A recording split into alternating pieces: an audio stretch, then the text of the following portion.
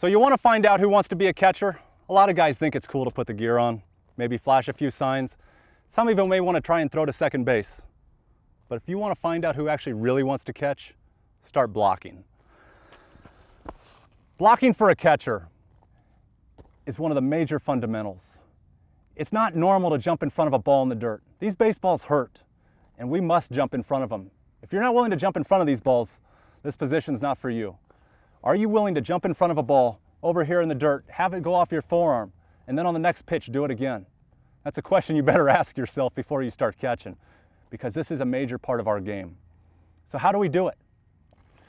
Blocking always takes place from our stance with a runner on base. So we're up off our calves, we give a good target. There's two ways that we want to block. One, we're going to drop straight down forward onto our knees. From here, our chest is over the ball. Our chin is always down to our chest.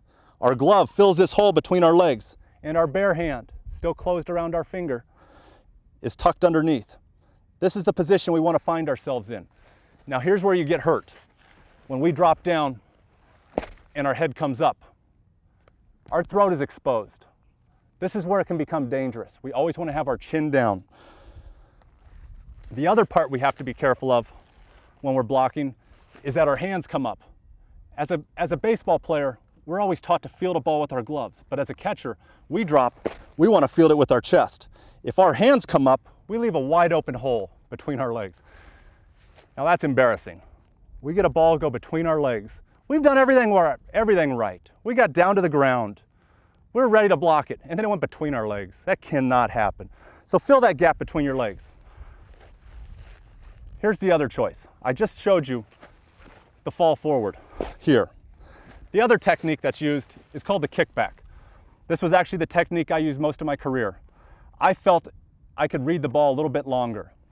Here's what it looks like. We're up in our stance, and my knees are basically going to replace my feet. So from here, I'm down, and that's it right there. So from that stance, we can cover the ball a little bit better. Let me show you again what it looks like. Our feet are out, our gloves behind, and we're down. Our chest is automatically over.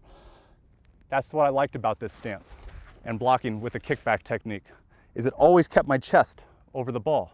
My chin was always down to my chest, and I could read the ball a little bit longer.